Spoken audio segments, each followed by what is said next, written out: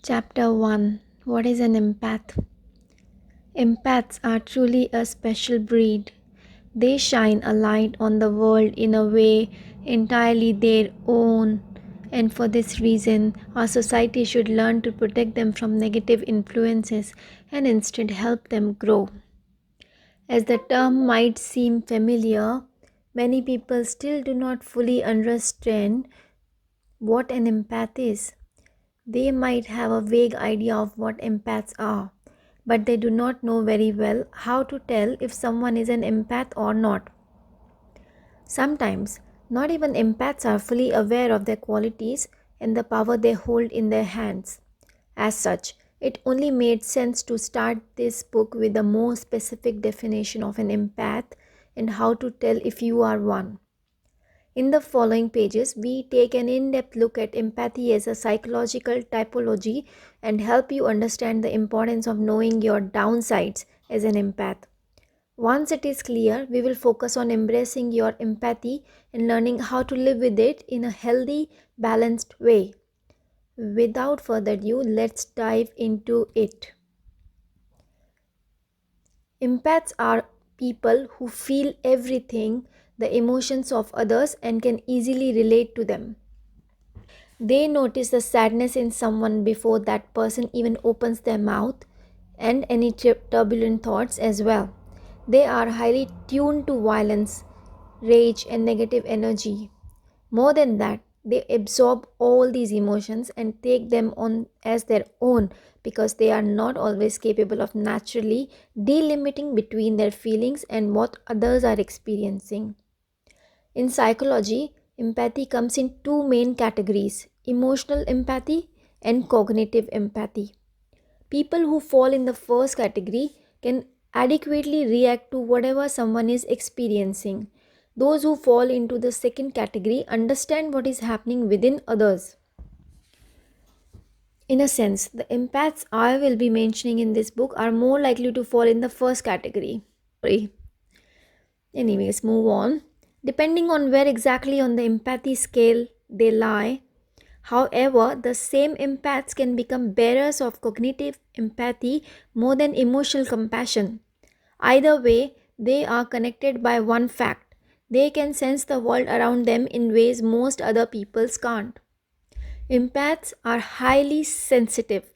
In the most extreme cases, they will be exposed to the way plants feel and are triggered by violent scenes or anguish in movies.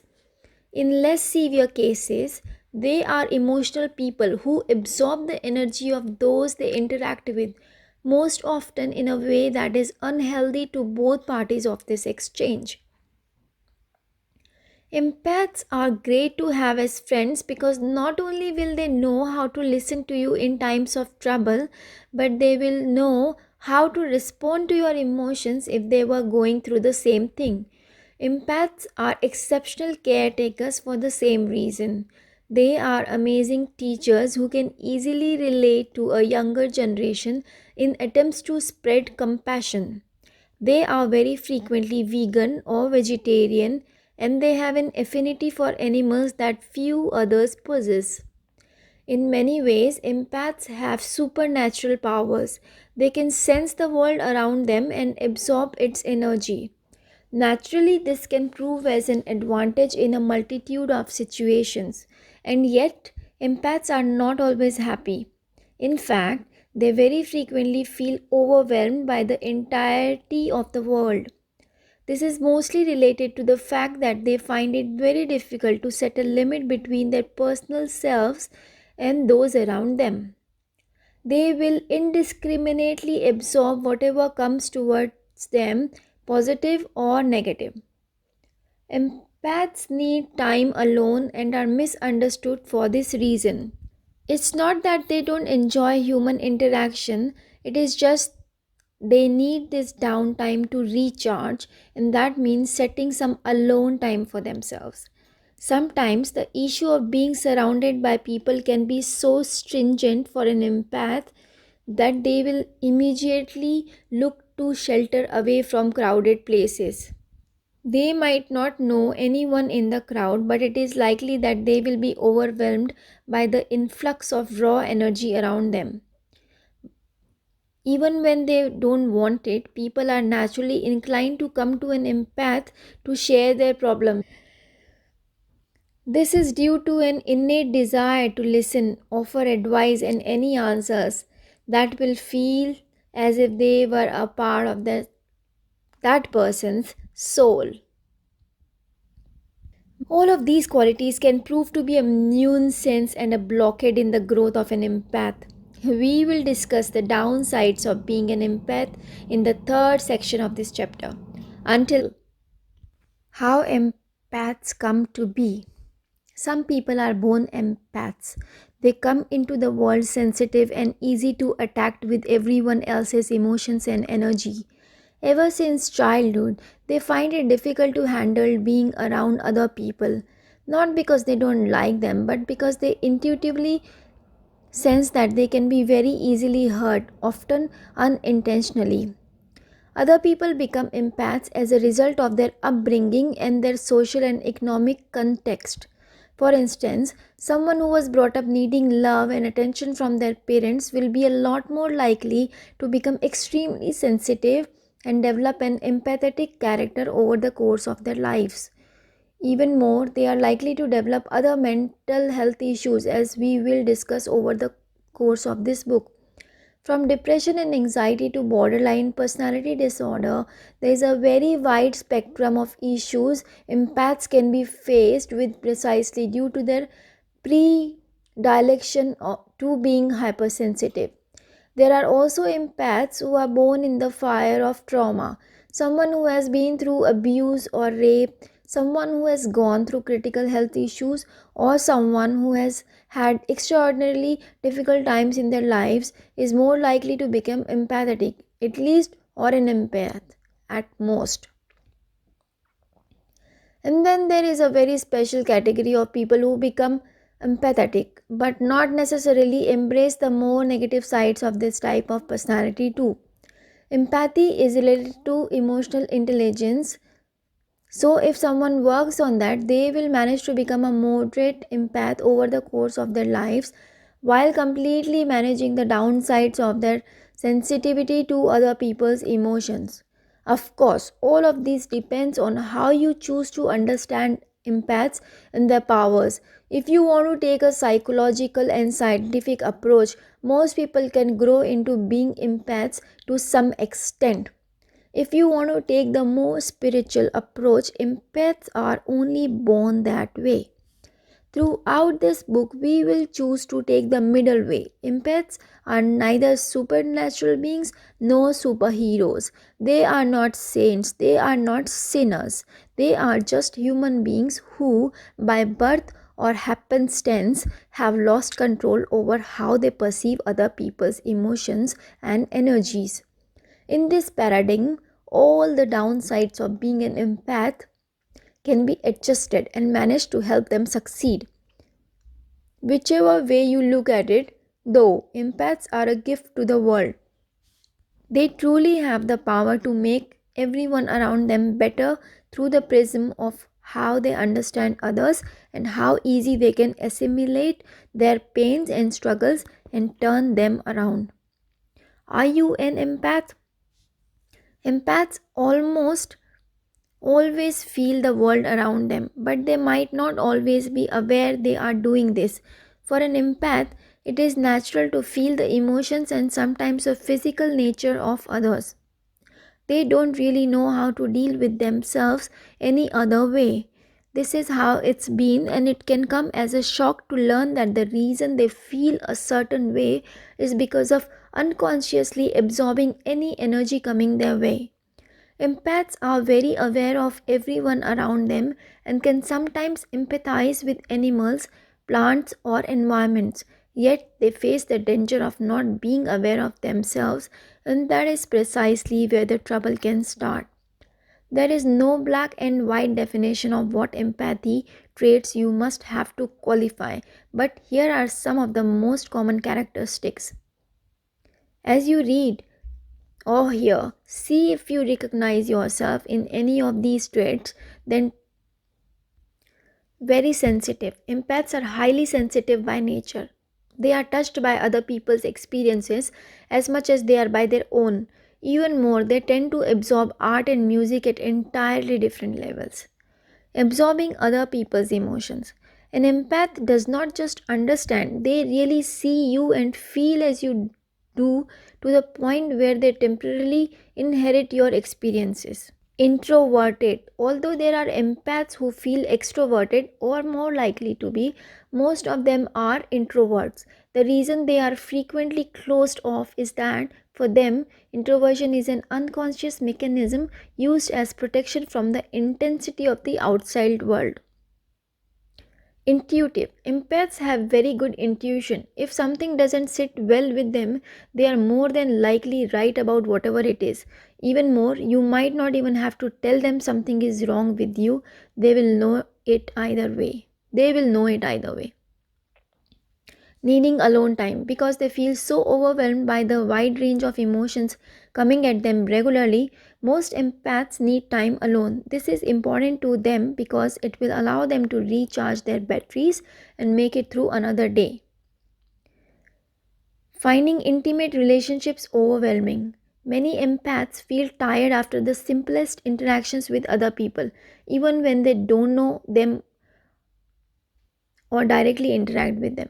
When in a relationship, an empath might feel overwhelmed by certain levels of intimacy. A person trying to achieve closeness or instill a connection with an empath might meet a wall that was put up long before that relationship began.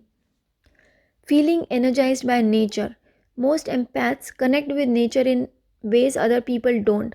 They not only feel more relaxed outdoors in the stillness of the wild but use this time to charge their internal batteries, finding solace in the beauty of natural landscapes and connecting to them at a very emotional level. Hypersensitive senses. An empath's sense of smell, vision, taste, hearing, or touch can be exacerbated. Sometimes this can go as far as making the empath sick when they smell a certain perfume or fragrance, or when someone touches them without permission or who is unfamiliar, especially if they harbor negative energy. Giving too much. Empaths always give too much. They will offer the last piece of food, the little money in their pocket, and an extra hour of their time. As such, they can very frequently forget about themselves, and this can ultimately hurt their self confidence. In some situations, it might also lead to frustrations for the empath. Dreading crowded places. For an empath, a crowded place like a concert or a mall can feel like a nightmare because of their tendency to absorb the energy they come into contact with, and a crowded place means an overload. Inviting people to open up. Empaths are very frequently seen as the go to persons when one needs advice. They are great listeners and they give sane, emotionally intelligent viewpoints that make them a good shoulder to cry on or someone to vent to without bias. Avoiding conflict. There's nothing empaths hate more than conflict. They will go to extreme lengths to avoid disturbing the peace, and sometimes this might be to their disadvantage. Feeling like an outsider, a lot of, if not most, empaths will feel like they don't fit into most social or group scenarios. This stems from how they always assimilate other people's emotions and energies, as well as from the very fact that they simply see the world in a different light than everyone around them. Inability to set boundaries. Empaths find it incredibly difficult to set boundaries and sometimes are unaware of the necessity for these boundaries. We will discuss this more in the next chapter, but for now, it is essential to keep in mind that setting boundaries are crucial for any empath. A unique view of the world.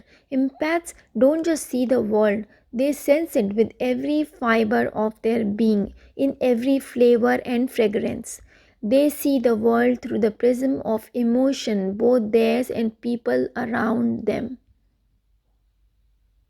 Easily connected with animals and babies. Empaths find it easy to connect to animals and babies because they sense a kind of raw honesty that is lost with time and age. The thought of eating meat might actually fill some empaths with horror, as they might feel that food is charged with the energy and the pain of a dying animal.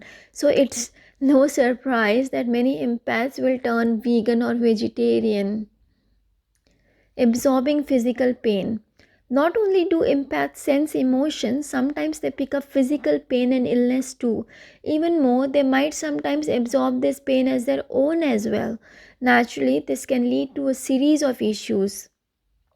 Sensing dishonesty. Because their intuition is heightened, empaths very frequently sense dishonesty or trickery a mile away. Moreover, there is nothing to disappoint an empath more than someone who is insincere to them. Quiz. Are you an empath? Use these questions to help you determine if you are an empath and where on the empathy scale you might lie. Simply answer the following questions with yes or no, then total the amount of yes answers. Question number 1. Do people tell you that you are too sensitive? Question number 2. Do you avoid conflict even when you are not likely to get directly involved? Question 3. When you are facing an argument or someone yelling, do you feel physically ill? Question 4. Does it feel like you never seem to fit in even when you try in most social situations or groups? Question 5. Do you feel dispirited after being in a crowd? Question 6. Do you often feel the need to retreat and spend time alone avoiding contact? Question 7. Do you feel overstimulated when faced with noise, harsh odors, loud sounds, or overly talkative people? Question 8. Do you have sensitivities to certain fabric? Question 9. Do you avoid public transportation and prefer to drive because you can better control your schedule and avoid crowds? Question 10. Do you find yourself eating more when you are stressed out? Question 11. Do you feel suffocated when you are in an intimate relationship? Question 12. Are you easy to startle? Question 13. Do you have any kind of strong reactions to caffeine or medications? Question 14.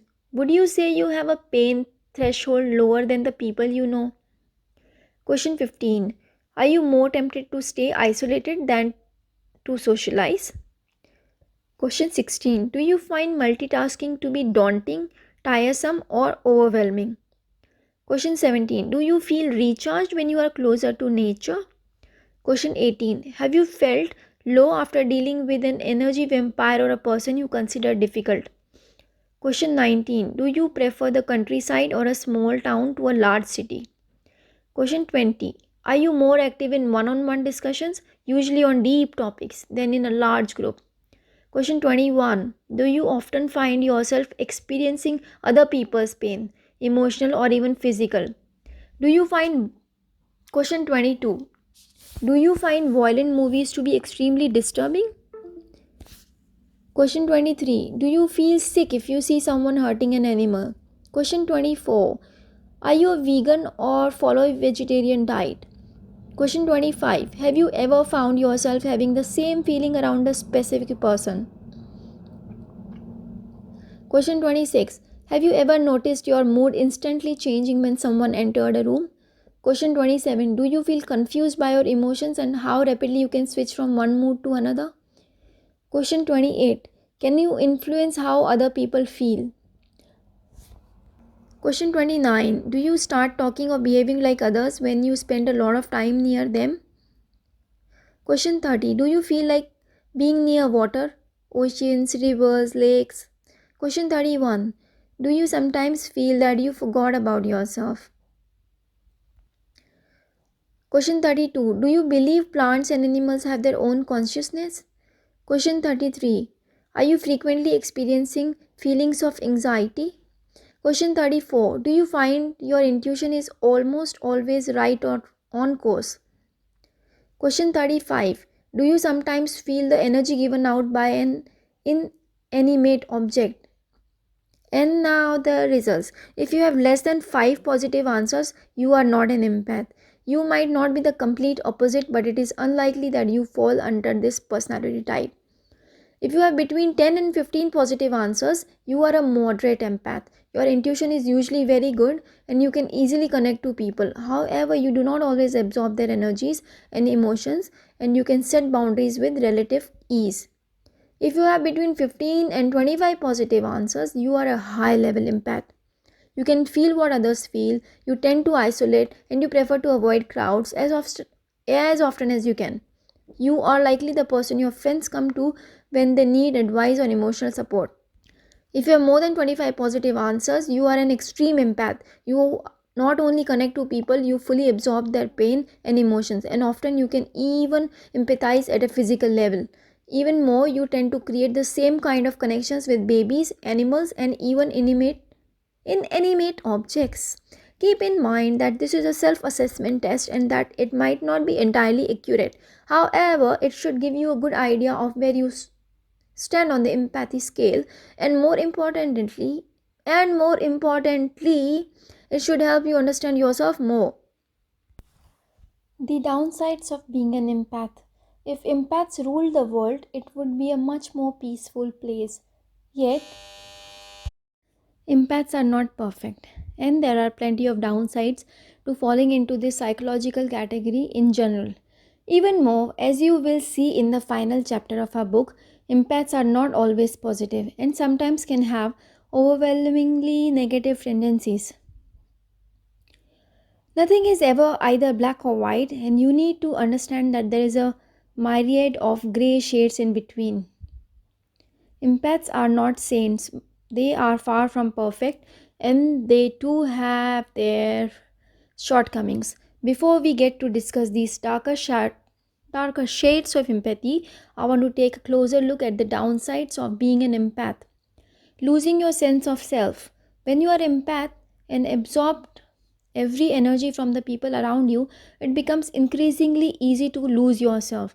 In the most extreme cases, empaths cannot distinguish between their emotions and those of the people around them. They offer their help to anyone who needs it and frequently forget to help themselves, which can contribute to them losing their sense of self.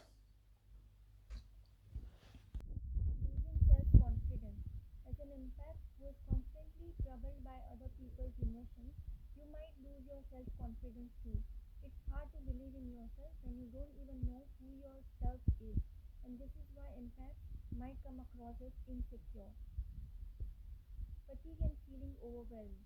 Absorbing everyone's moods and emotions can be tiresome.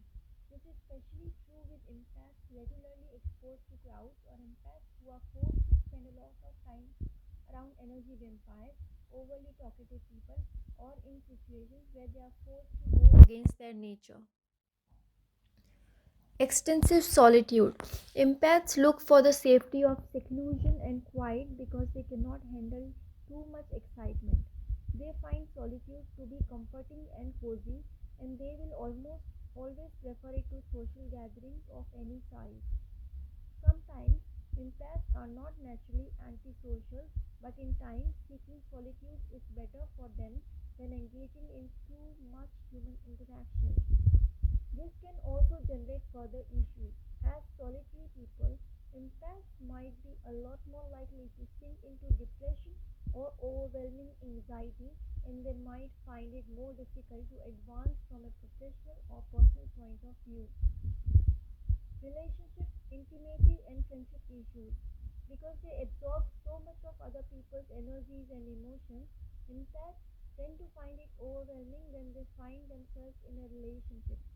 Spending so much time with someone and getting to such a level of intimacy can wear them down.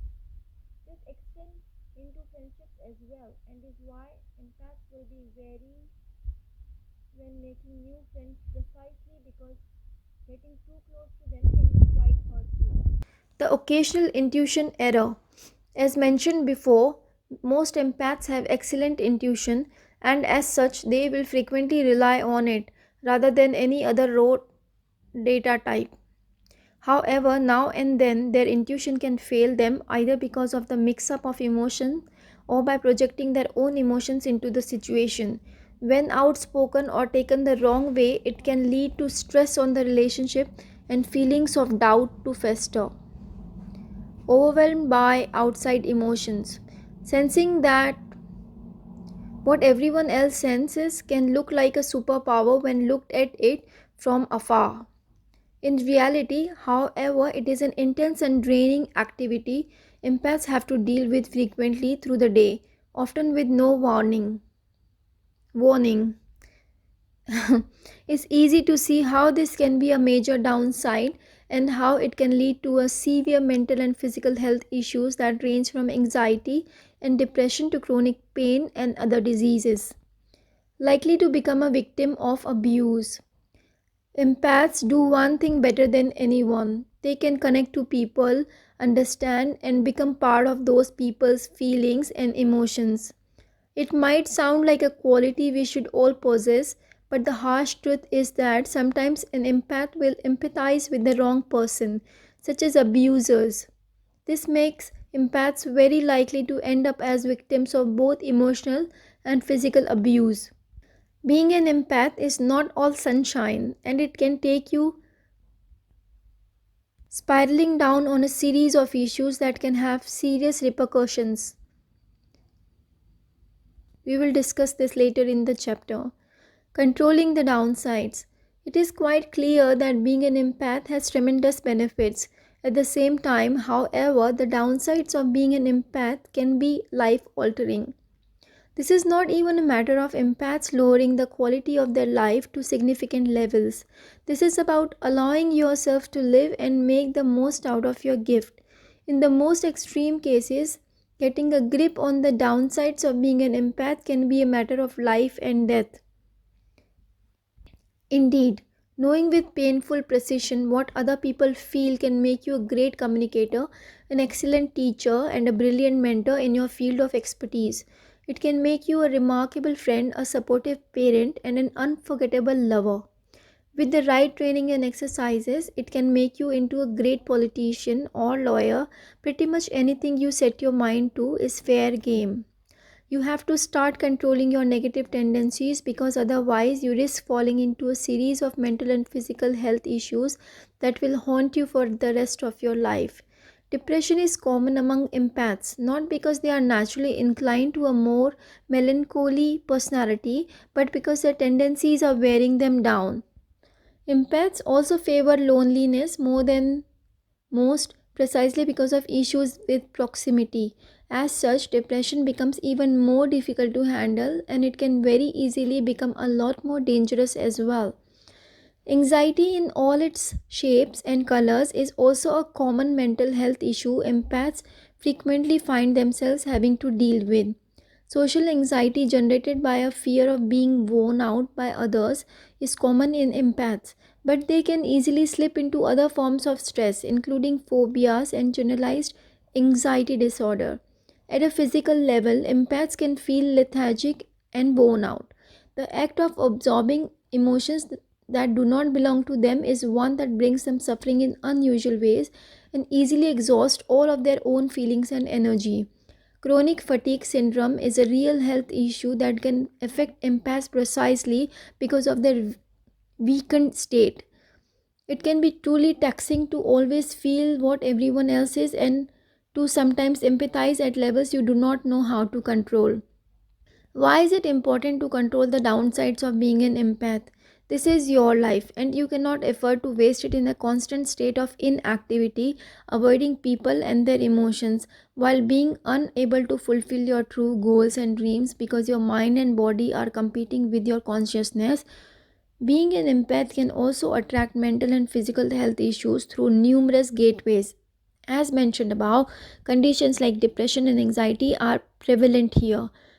Because of all your qualities and how easy they can turn into vulnerabilities, empaths are frequently at risk for ending up in a variety of life situations that don't benefit you or might be considered toxic. The good news? You can, without a doubt, gain control of what is going on within your heart. No matter how extreme you think your conditions are, you have the power to control any negative tendencies and create a better life for yourself. And that is what I will cover now in the chapter 2, how to embrace your gift.